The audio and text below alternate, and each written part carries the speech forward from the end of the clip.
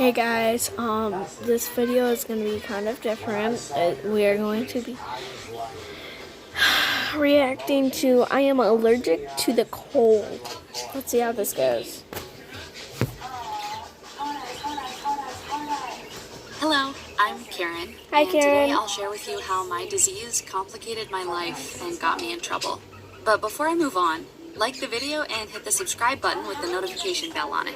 Rumor has it that if you do so, you'll get taller by 5 inches tomorrow. Sierra and I have been best friends since kindergarten. We used to do everything together, and by everything, I literally mean everything. She was also the only one who knew about my cold allergy. At the age of 5, I was diagnosed with a rare disease called cold urticaria, which means that I get a severe skin rash whenever I get exposed to cold.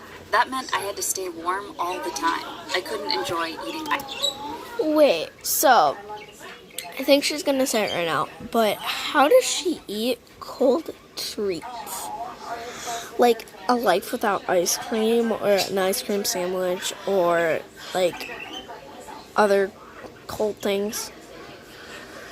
Or how does she not be able to build a snowman? She can only have hot things. That's just strange. Ice cream or drinking ice smoothies, so my body temperature wouldn't go down. And in winter, I had to wear multiple layers. I always looked like a giant bear with. She's a snowman, but she can't be cold.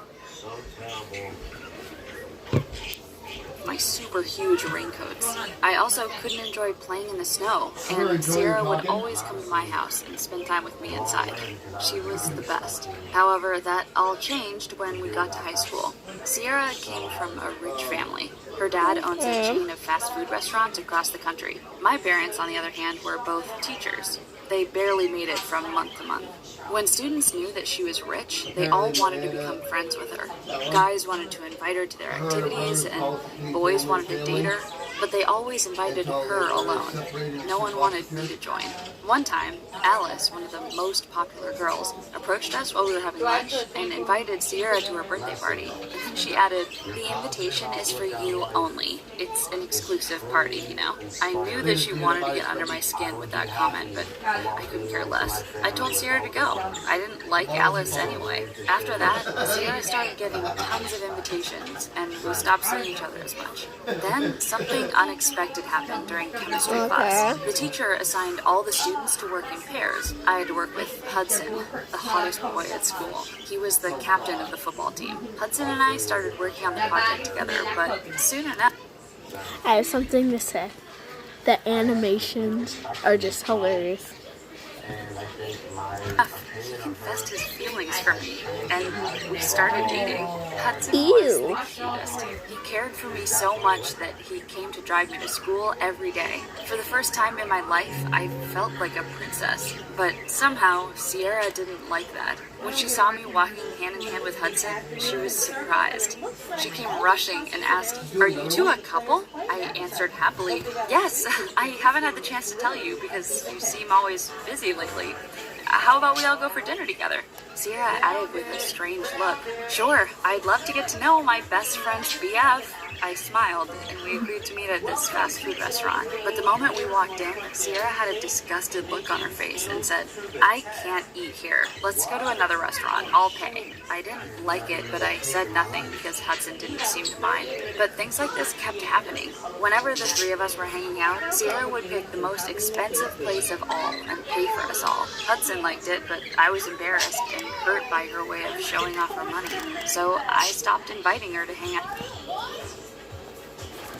Alright, so it's an ad. Just saying. The ad go. Okay, so make sure you guys hit the subscribe button and the little bell icon. And make sure to hit a like for a part 2. Okay? And I'll do some more of Ducky Fun Day and some more of LOL videos are going to be coming soon. Maybe Chopkins. So this YouTube channel is going to be all sorts of things. Maybe gaming. Who knows? Okay? Let's get back to the video. Out with us.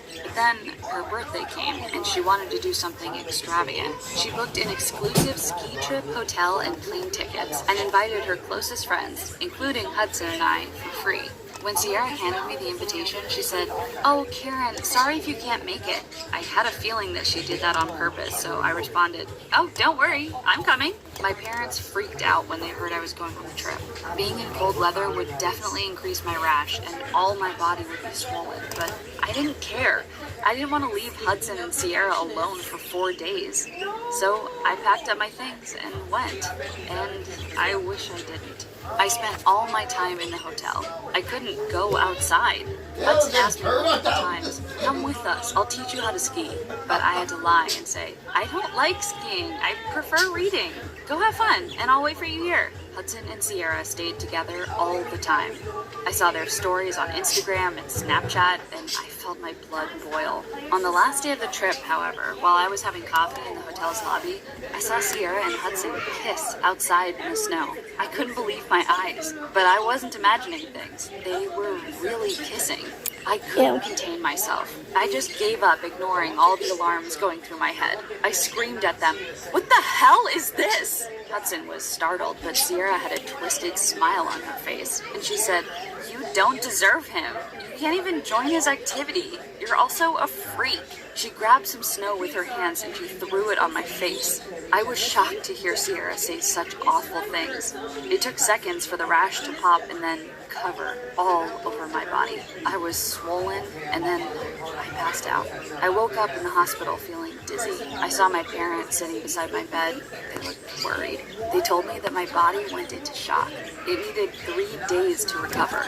I went back to school hoping that Sierra would apologize to me, but instead, I found that she spread rumors about me saying that I was a gold digger, and I was her best friend because she used to give me expensive gifts. I don't know what she told Hudson, but he too believed the lies she told. He only sent a message saying, "We are no longer together." I was enraged. I needed to take revenge. I knew that Sierra took pride in her long blonde hair. She took really good care of it. So while she was in sports class, I replaced her shampoo with a similar bottle that had hair removal cream. When she took a shower later and got out, she was half bald. I heard her loud scream coming from the girls' bathroom. She was hysterical and came straight to me and threatened me. "You'll pay for this." I was so happy seeing her go ballistic. All the other students just laughed at her crazy. But unfortunately, I couldn't stay and enjoy that view. The principal called me to his office and I was expelled. But I couldn't care less. I told my parents that I didn't want to live there anymore, and we decided to move to Florida because it was warm all year round.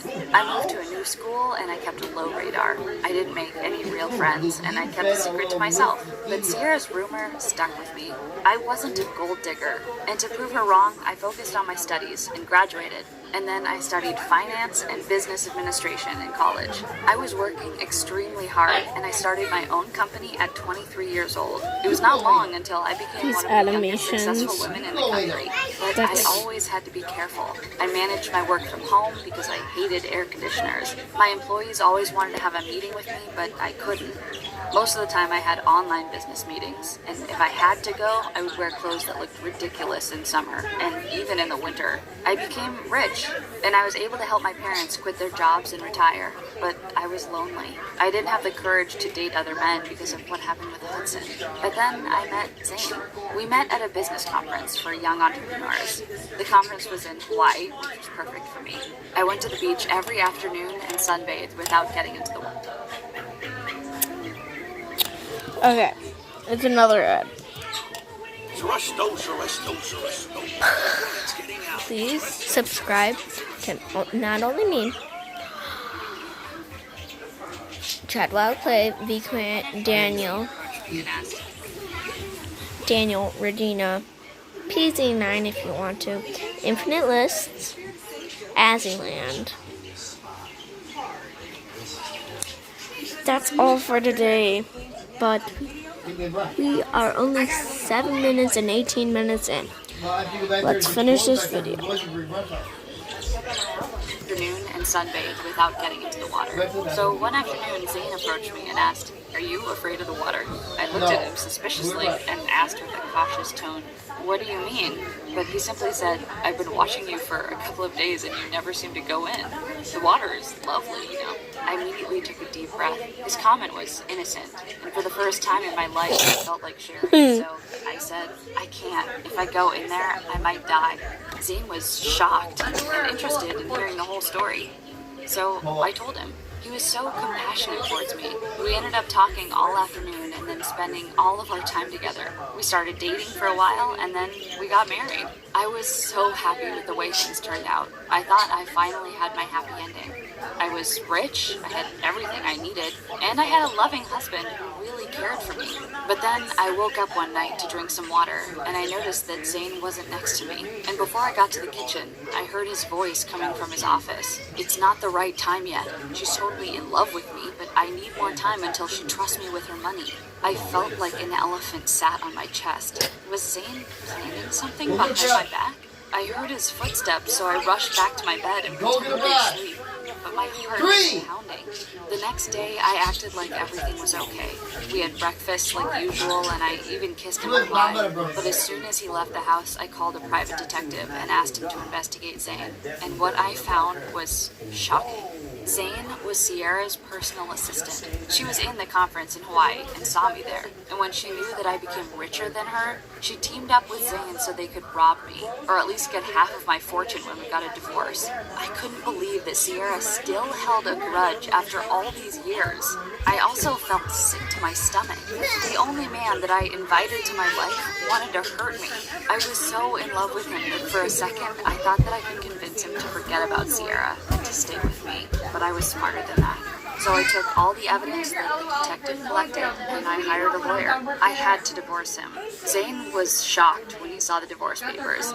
He couldn't get a penny from me because I threatened him that if he asked for money, I would send all the evidence to the police and he would be in jail. As for Sierra, I threatened her with the same thing. I told her that if she ever tried to mess with me again, I would ruin her life. Sierra was terrified by the idea of jail, and she paid me $2 million to keep my mouth shut. I sold the house Zane and I used to live in, and I went to live with my parents so I could raise my child in peace. Yes, I found out after the divorce that I was pregnant with a baby girl. I called her Amy.